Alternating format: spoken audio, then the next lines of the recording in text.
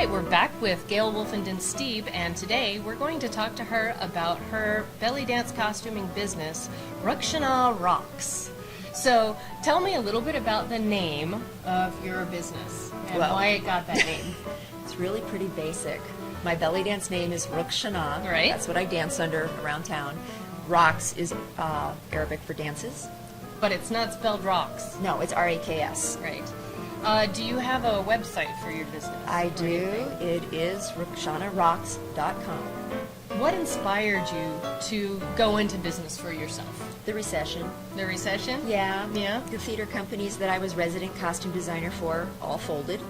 And so I was forced to reinvent. Right. And turn my hobby, that really wasn't that much of a hobby, where I was making my own costumes for my own dance gigs into an actual business where I do a lot for other people.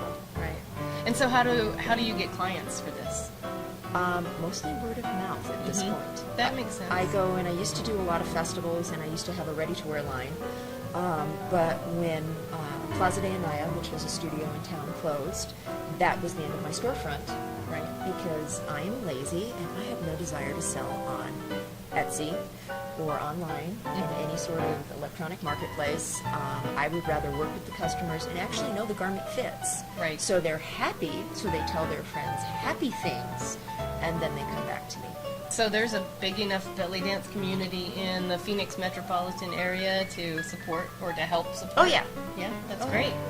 That's great. So, yes. So where do you dance? I dance mostly. Tandoori Times in Glendale and in Scottsdale. I've been a house dancer there for 10 years.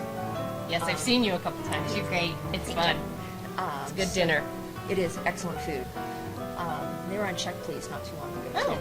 nice. So, got good reviews. Yeah. And I do Arabic set first. Well, American cabaret.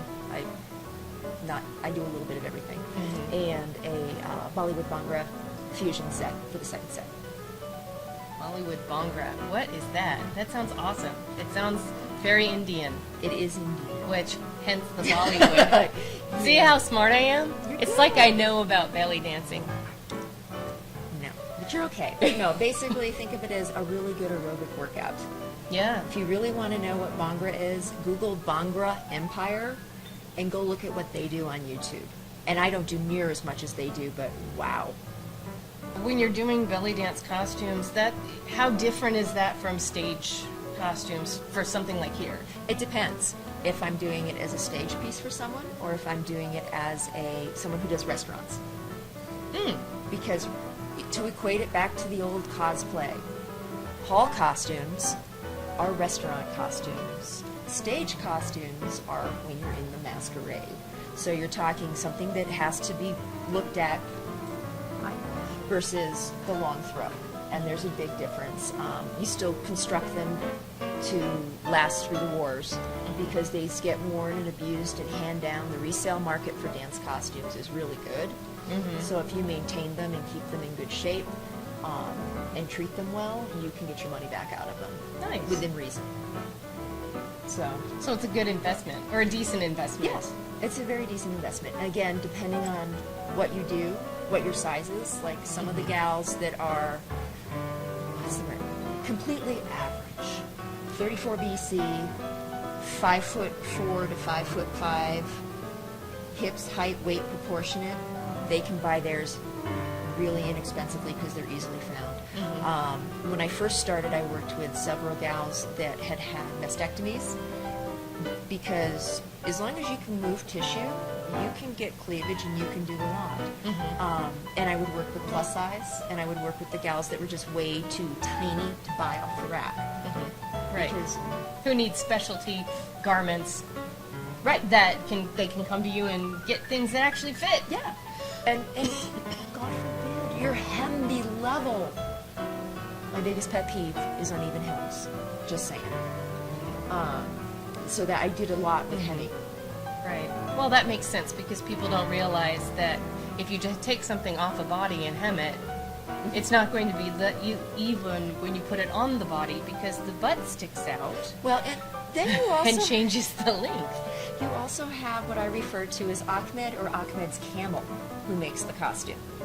Because if Ahmed makes your costume, odds are it's going to hold together, it's going to fit. It's just minor alterations, because when you buy a costume off the rack overseas, you have to adjust hooks and bars and do a little bit of fussy fidgeting things. Nothing bad. But if his Camel makes it, your hem is doing this, this, and sometimes they accidentally put the bra cups on upside down. Sometimes they put pieces together inside out and backwards. Sometimes they're on crack when you give them your measurements. This just recently has happened to friends of mine. Yeah, people don't know how to take their own measurements. It's very difficult. And it can be a challenge. Yeah. And I have a lot of my clients they buy a larger size bra, because you can always pad up. So I do a lot of padding up business. Mm-hmm. And there's one particular style of bra that we refer to, it's a Dina bra. I call it Mickey Mouse because it looks like you have little plastic mouse ears. But they're right here. As a customer, you understand. If you have two pieces of plastic right here, and you go back in a layback, probably out of frame, but I'm sorry, you see things. Right? And you want to see things. No. Certainly not, like if you're dancing in a family restaurant. Yeah. And stage. Yeah. Yeah. Skirts spin and slits and, things you never want to see. Very distracting to the performance. But that's a lot of stuff that I've learned how to work with and to accommodate to get it to fit people. There's occasionally costumes that I'm just like, sell it. Find some other person that can buy this, because it will never fit you or another human. So in addition to making things from scratch for people, you will take their costumes that they buy online and you will fit it to them. I'll fit it to them. I refurbish. Mm-hmm. I will take stuff that is an older style, out of date, and rework it into something that looks more fashionable, that they can get their money out of. That wraps up today's episode of Cos Talk. And join us next week when we talk about our secret life as cosplayers.